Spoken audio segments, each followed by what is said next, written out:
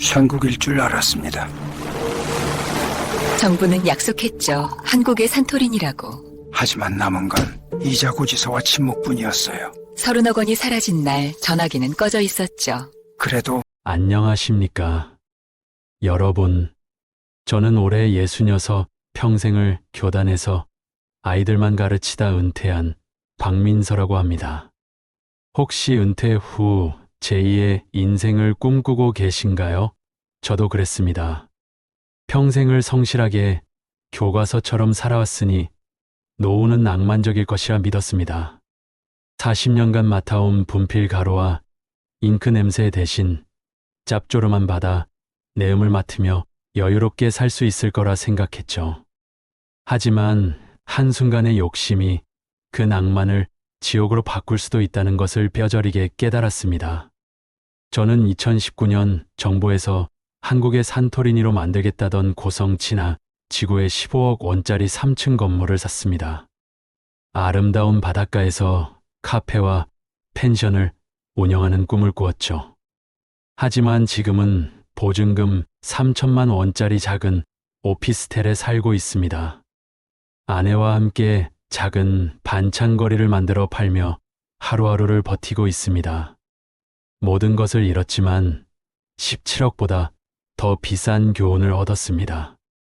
그 교훈이 어쩌면 이 방송을 듣는 여러분에게는 수억 원의 가치가 될 수도 있을 겁니다.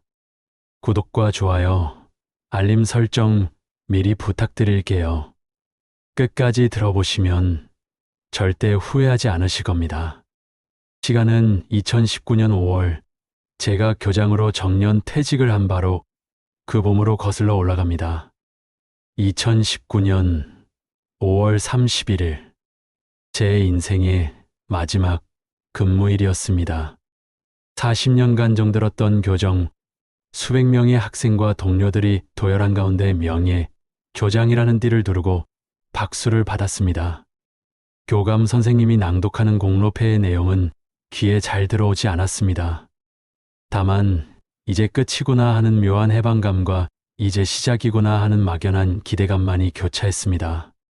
여보, 고생 많았어요. 이제 정말 우리 둘이서 하고 싶은 거 다 하면서 살아요. 집에 돌아와 넥타이를 푸는 제게 아내가 따뜻한 물을 건네며 말했습니다. 아내 역시 교장 사모님이라는 이름으로 40년을 함께 버텨준 동지였습니다. 당연하지.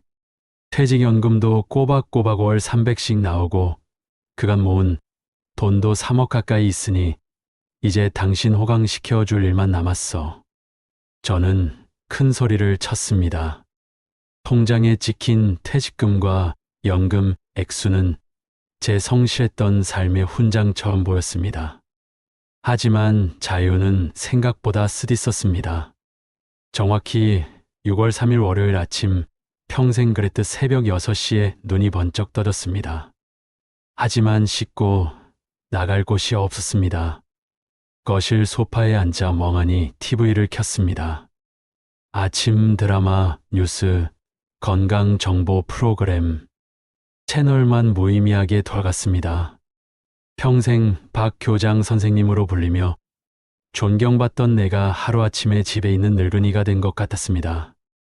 아내는 아침 일찍부터 분주하게 청소를 하고 장을 보러 나갔지만 저는 그저 소파의 이쪽 끝에서 저쪽 끝으로 자리를 옮기는 게 유일한 일이 되었습니다.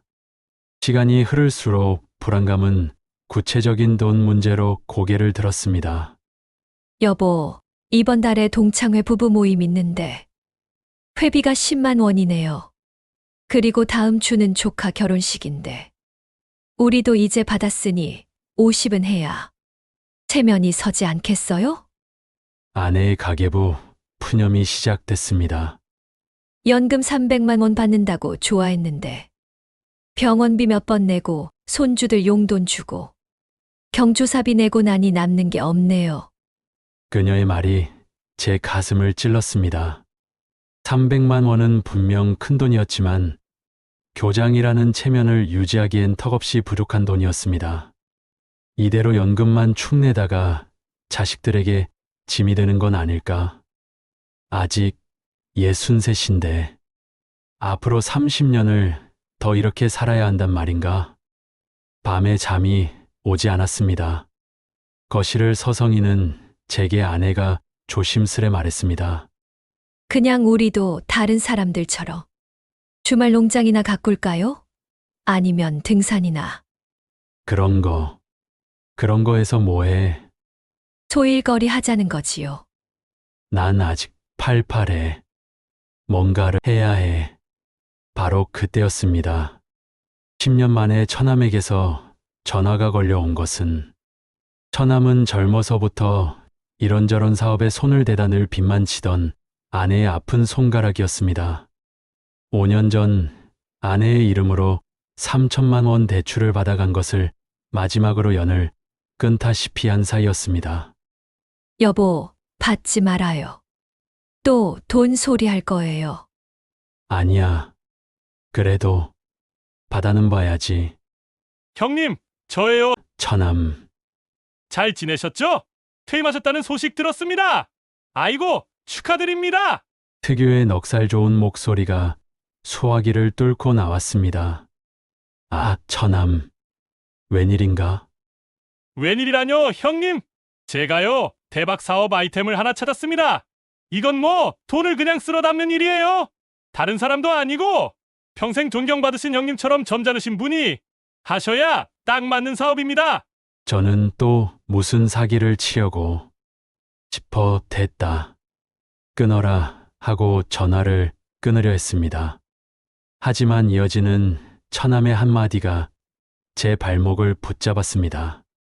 형님, 5분만, 딱 5분만 들어보세요. 고성지나 지구라고 들어보셨습니까? 정부에서 2조 원을 투자해서 한국의 산토리니로 만든답니다. 지금 신문이고 방송이고 난리도 아니에요. 바로 여기가 형님의 제2의 인생 무대입니다. 한국의 산토리니 정부 투자 2조 원. 귀가 솔깃했습니다. 사기꾼 같은 처남의 입에서 나온 말치고는 너무나 그럴듯했습니다.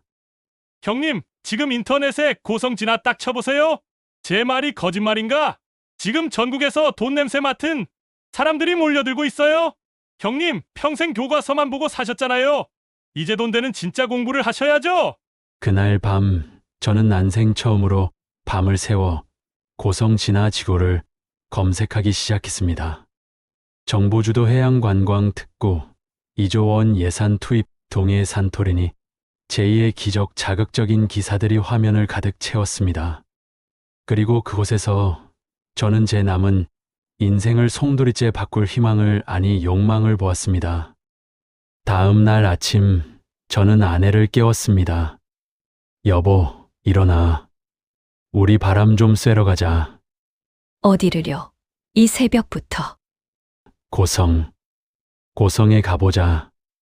아내는 어리둥절했지만 모처럼 활기를 되찾은 제 모습에 군말 없이 따라 나섰습니다. 처남은 이미 고속도로 입구에서 우리를 기다리고 있었습니다. 아이고, 우리 누님! 여전하시네요. 미인이십니다. 처남. 운전이나 조심해.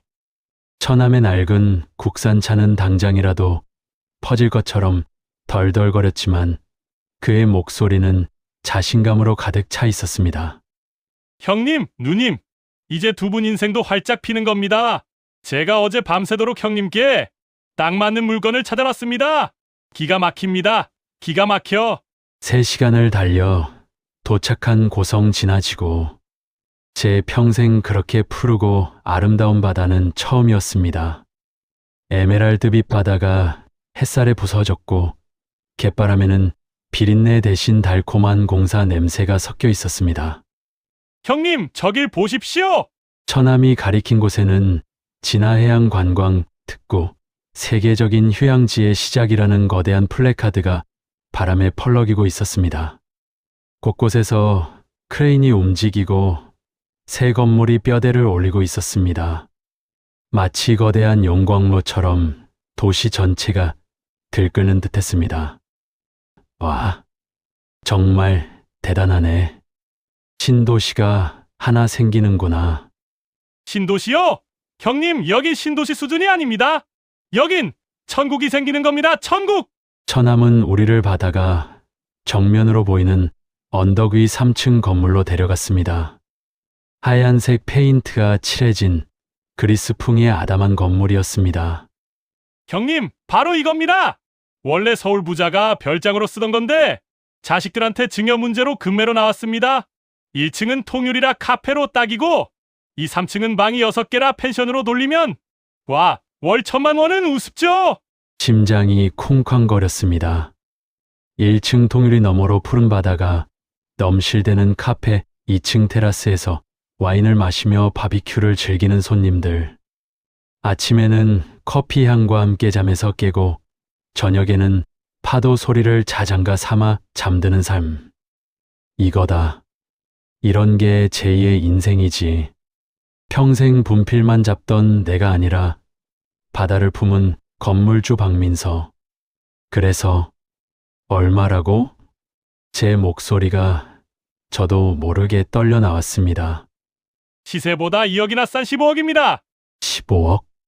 제 표정을 읽은 처남이 재빨리 말을 이었습니다. 형님, 15억에 놀라시면 안 되죠? 형님이 가진 돈이 퇴직금이랑 모은 거 합쳐서 3억 정도 되신다고 했죠? 나머지 12억은 관광 특구 특별 대출로 80%까지 나옵니다. 1금융권에서 정부 보증으로 3%대 이자로 쏴준다니까요. 이자요? 월 1,000만 원 버는데 이자 400 내는 게 대수입니까? 월 600씩 통장에 그냥 꽂히는 거예요. 12억.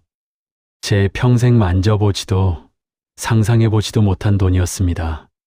제 40년 연봉을 다 합쳐도 안 되는 돈이었습니다. 여보 빚이 12억이면 너무 무섭지 않아요? 우리 평생 빚이라고는 집 살 때 5천만 원 졌던 게 다인데. 그러다 잘못되면 아내가 불안한 듯 제 팔을 잡아 끌었습니다. 하지만 제 눈에는 이미 푸른 바다 대신 노란 황금과 월 600이라는 숫자가 아른거렸습니다. 여보, 정부가 2조를 투자하는 사업이야. 망할 리가 없어. 평생 교과서만 보고 산 내가 바보 같았지. 이런 기회는 2번 다시 안 와.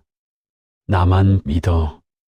내가 당신 평생 손에 물 안 묻히게 해준다던 약속, 이제야 지키게 됐네. 저는 아내의 손을 굳게 잡았습니다. 제 말에는 근거 없는 확신이 가득했습니다. 결국 저는 그날 근처 부동산에서 계약서에 도장을 찍었습니다.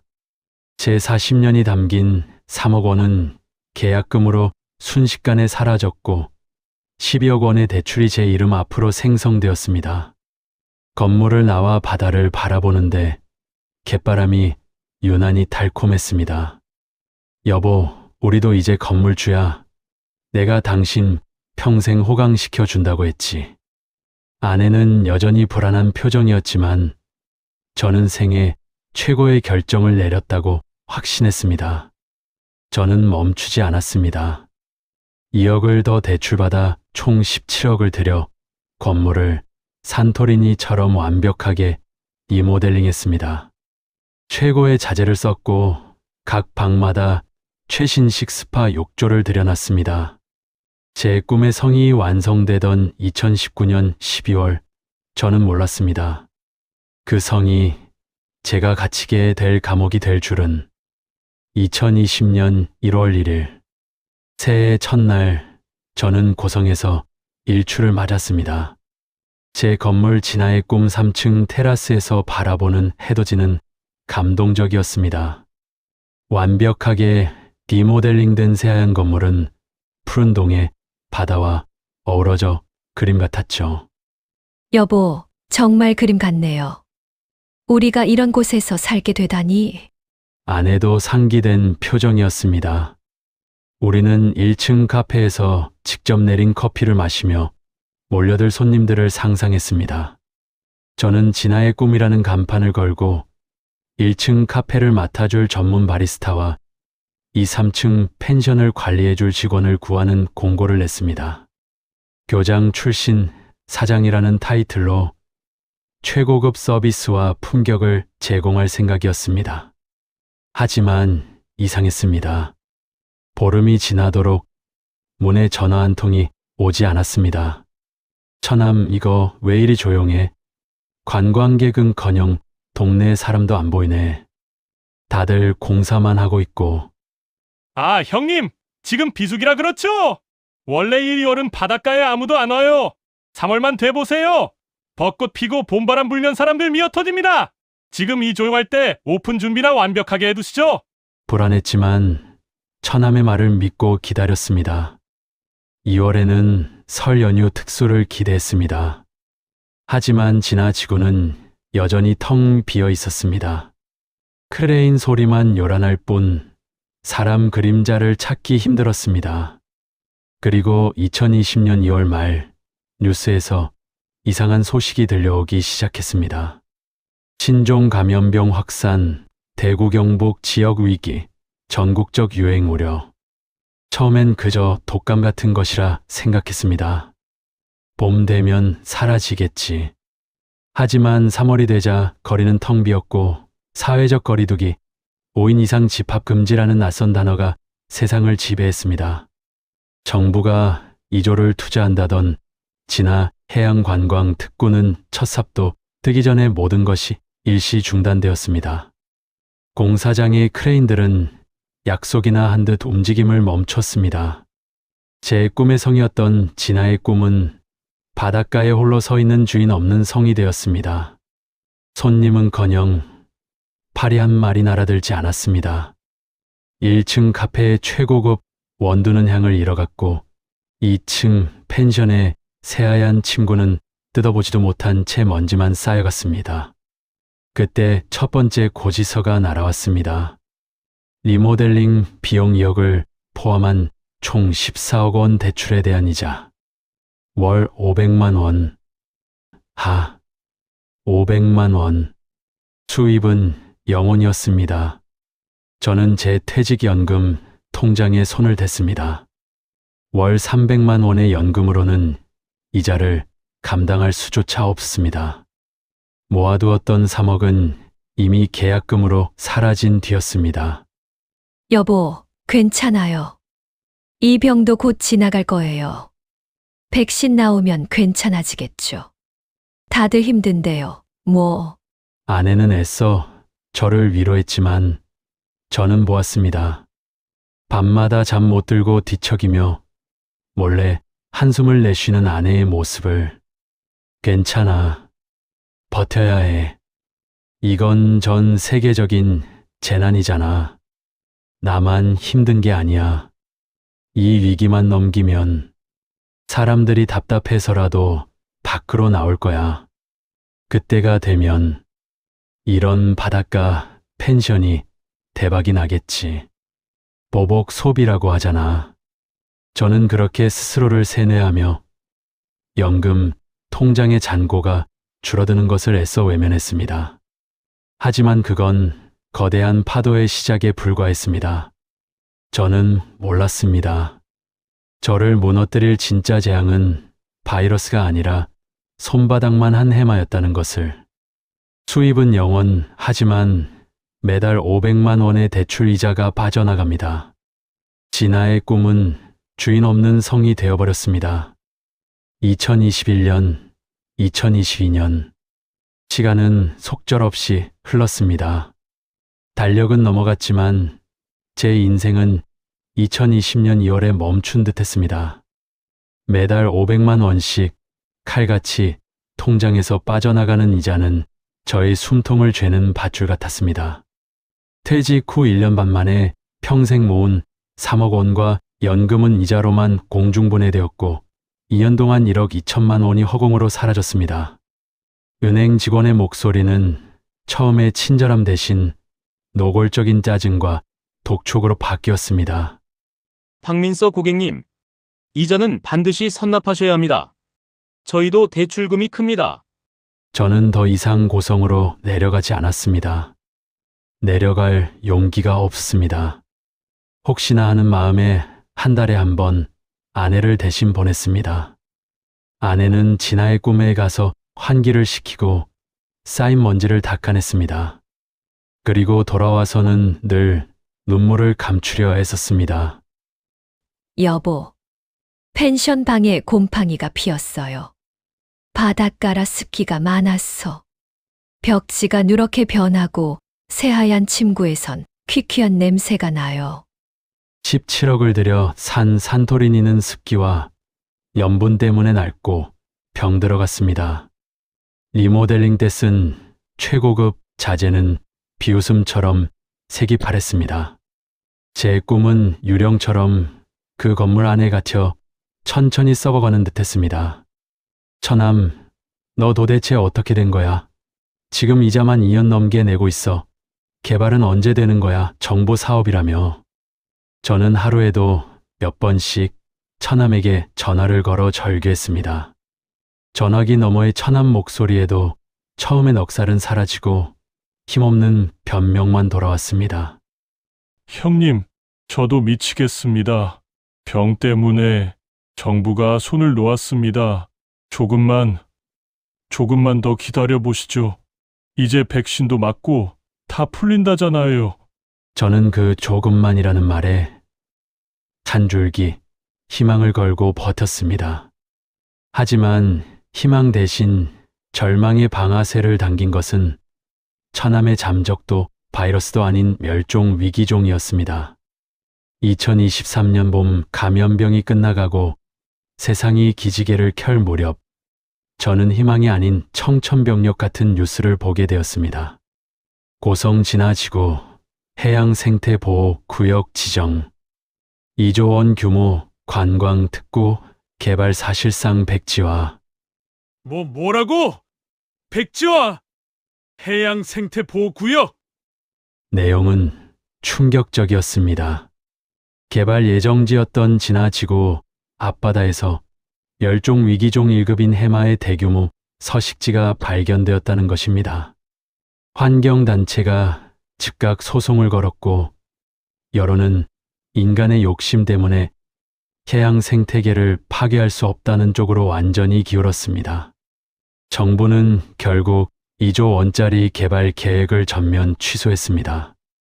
2조 원짜리 프로젝트가 손바닥만한 해마 한 마리 때문에 물거품이 된 것입니다. 말도 안 돼! 그깟 해마가 뭐라고!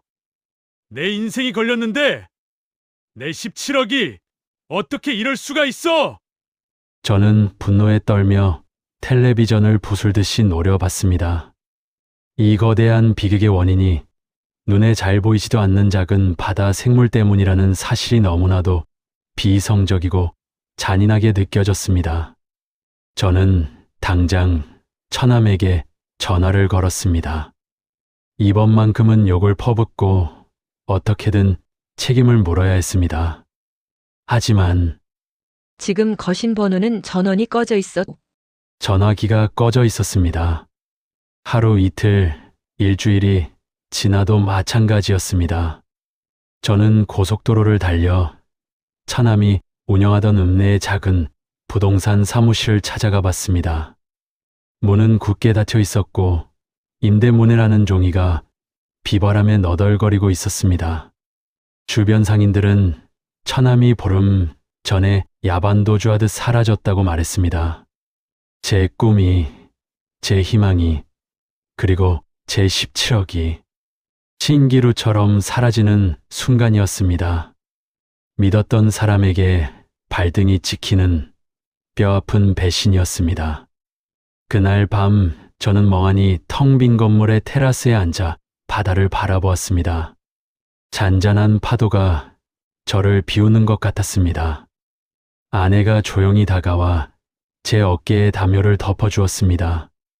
그리고 제 앞에 낡은 통장 하나를 내밀었습니다.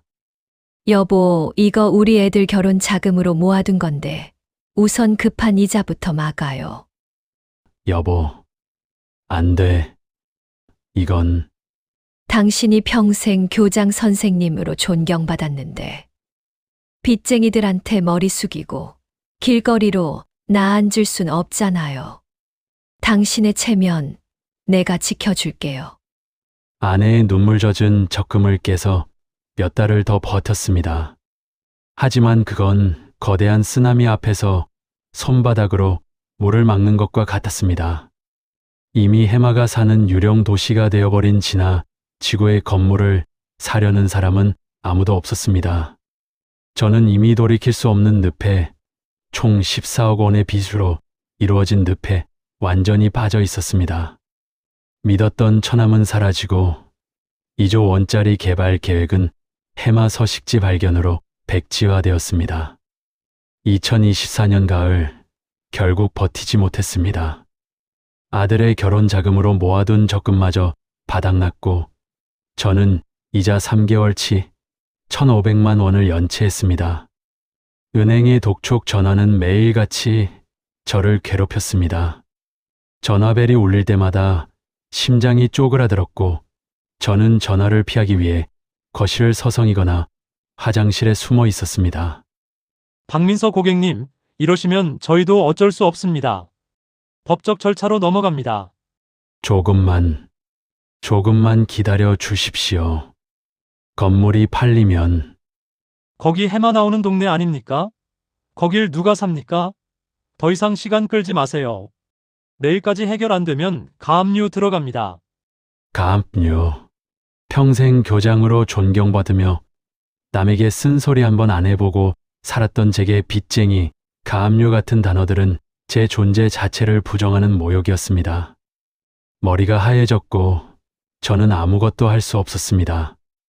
그리고 11월 우리 부부가 30년 동안 살았던 아파트 우편함에 붉은색 테두리에 봉투가 꽂혔습니다.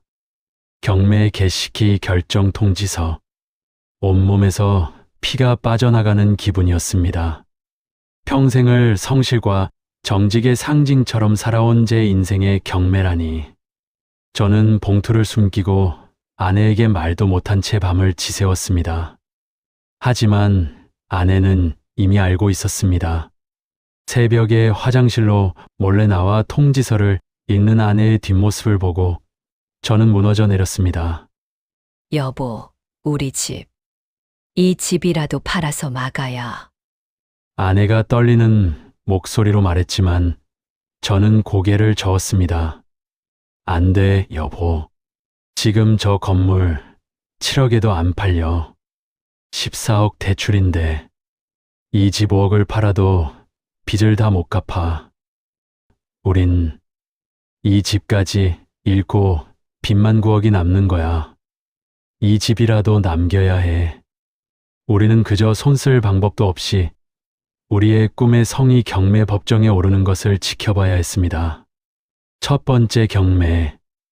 2024년 12월. 감정가 14억. 아무도 입찰하지 않았습니다. 유찰. 희망은 없었습니다. 그 유령 도시에 누가 14억을 내고 건물을 사겠습니까? 두 번째 경매. 2025년 2월. 20% 떨어진 9억 8천. 또다시 유찰되었습니다. 저는 매일 지옥을 살았습니다. 아내와 저는 서로의 얼굴을 마주 보지 못했습니다. 집 안에는 대화 대신 TV 소리만 공허하게 울렸습니다.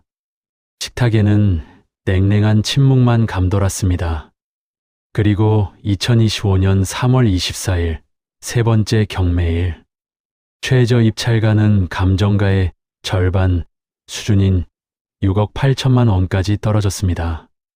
이 금액으로 팔려도 빚을 7억 이상 남겨야 하는 절망적인 가격이었습니다.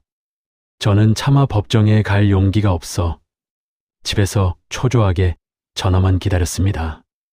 온몸에 식은땀이 흘렀고 심장이 목 끝까지 튀어나올 것 같았습니다.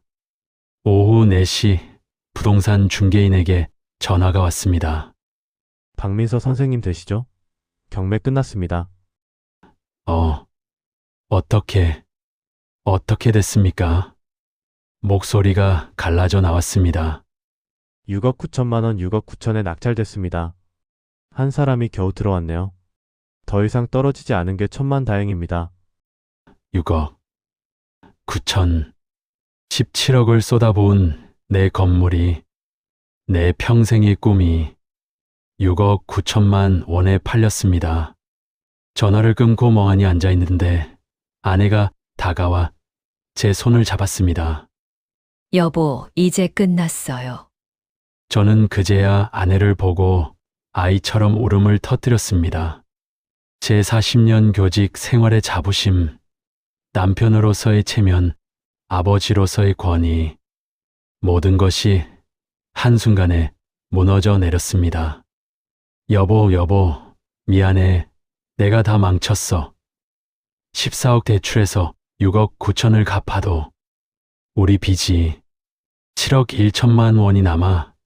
우리 이제 어떻게? 아내는 말없이 저를 안고 함께 울었습니다. 저는 아내의 어깨에 기대어 교장이 아닌 그저 평범한 한 실패자가 되어 하염없이 울었습니다.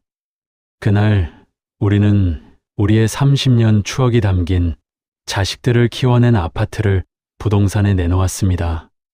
남은 빚 7억 1천만 원을 갚기 위해서였습니다. 17억짜리 꿈은 6억 9천만 원에 낙찰되었습니다. 모든 것을 잃고도 7억 1천만 원의 빚만 남았습니다. 아파트를 처분하고 7억이 넘는 빚을 갚고 나니 우리 부부 손에 남은 것은 현금 3천만 원이 전부였습니다. 우리가 40년간 성실하게 이뤄온 모든 것이 30년 만에 현금 3천만 원으로 정리된 것입니다. 우리는 평생을 살았던 익숙한 동네를 떠나 연고도 없는 도시의 낡은 오피스텔에 보증금 3천짜리 월세로 이사했습니다. 방 한 칸짜리 좁은 집, 바다가 보이는 테라스 대신 옆집 담벼락만 보이는 창문. 저는 매일 술만 마셨습니다. 17억짜리 건물주를 꿈꾸다가 빚만 갚고 쫓겨난 빈털터리 교장. 그 현실을 받아들일 수가 없습니다. 저는 텅 빈 오피스텔에서 평생 애들 앞에서 정직과 성실을 외쳤던 저 자신을 향해 끝없이 저주를 퍼부었습니다. 교장 선생님? 평생 교과서만 보고 살다 욕심 때문에 가정을 파탄낸 위선자일 뿐이야. 스스로를 비난하며 폐인처럼 지내기를 한 날, 그러던 어느 날 술에 취해 비틀거리는 저를 보던 아내가 부엌칼을 내려놓고 다가왔습니다. 아내의 눈은 분노와 슬픔으로 이글거렸습니다. 짝! 마른 하늘에 날벼락 같은 소리였습니다. 아내의 손이 제 뺨을 때린 것입니다. 평생 저에게 존댓말만 쓰던 아내였습니다. 여보! 일어나요! 박민서 씨! 당신 이대로 죽을 거야? 난 못 죽어! 당신이 평생 나 호강시켜 준다더니! 이게 뭐야? 난 이렇게 못 끝나! 난 아직 교장 사모님으로 불리던 기억이 생생한데! 쪽방촌 할머니로 죽을 순 없어! 아내는 제 멱살을 잡고 거실 바닥에 쭈그려 앉은 저를 일으켜 세웠습니다. 당신이 진 빚 7억 내가 당신 곁에서 갚아줬어! 17억짜리 건물을 잃었어도 내 남편 박민서는 잃지 않았어! 그런데 당신은 지금 뭘 하는 거야? 아내는 그 길로 시장에 나가 배추와 물을 한가득 사왔습니다. 좁은 오피스텔이 순식간에 배추의 푸른 잎과 흙먼지로 가득 찼습니다. 내일 당장 세무서 가서 사업자 등록해요. 우리 엄마한테 배운 김치 맛. 동네에서 유명했던 거 당신도 알잖아. 나 인터넷으로 김치 팔 거야. 인터넷, 우리가 이 나이에 어떻게... 그러니까 당신이 하라고. 당신 평생 글 쓰고 컴퓨터 만졌잖아. 난 김치 담글 테니 당신은 인터넷에 글 올리고 주문받아. 우리 굶어 죽을 순 없잖아. 7억 빚도 갚았는데 뭔들 못해. 나는 당신의 체면을 지켰으니 당신은 우리의 생계를 지켜. 그날 64세 아내는 좁은 오피스텔 화장실에서 배추를 절이고 66세 저는 먼지 쌓인 노트북을 열었습니다. 스마트 스토어가 뭔지, 블로그 마케팅이 뭔지, 택배 송장 출력이 뭔지 밤을 새워 공부했습니다. 난생 처음으로 포털 사이트에 김치 포장법을 검색하고 어색한 말투로 교장 선생님의 명품 김치라는 블로그 글을 올렸습니다. 손가락 마디가 퉁퉁 붓도록 김치를 담그는 아내와 독수리 탑업으로 컴퓨터 자판을 두드리는 저희의 모습은 처량했지만 이상하게도 살아있음을 느꼈습니다. 교장 박민서가 아니라 그저 남편 박민서로서 아내와 함께 맨손으로 무언가를 일구고 있다는 사실이 저를 다시 일어서게 했습니다. 그로부터 3개월 후, 저는 새벽부터 일어나 아내가 막 담근 김치를 보냉 박스에 정성껏 담고 있었습니다. 안녕하십니까. 교장 선생님의 명품 김치입니다. 오늘 첫 주문이 들어왔습니다. 노트북에서 울린 주문 알림 소리에 아내와 저는 5kg짜리 김치 박스를 함께 포장했습니다. 테이프를 붙이는 아내의 눈시울이 붉어졌습니다. 5만 원짜리 첫 주문이었습니다. 17억을 잃은 저희에게 그 5만 원은 5천만 원보다 더 소중했습니다. 여보, 고마워요. 살아줘서, 날 다시 살려줘서. 무슨 소리야. 당신이야말로 내 교과서야. 내가 평생 교과서만 봤는데 진짜 교과서는 당신이었어.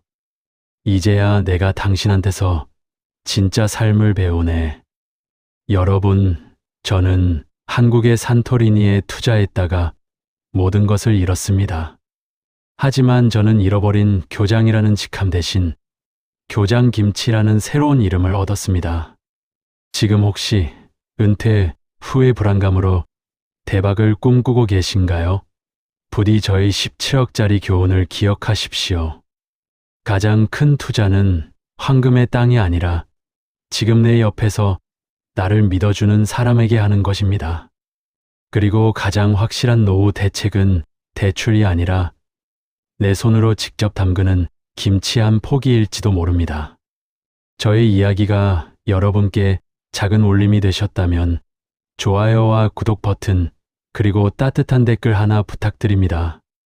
저와 제 아내에게 정말 큰 힘이 될 것 같습니다. 긴 이야기 들어주셔서 진심으로 감사합니다. 저희 부부에게 따뜻한 위로와 응원의 한마디를 댓글로 남겨주세요. 편안한 저녁 되십시오.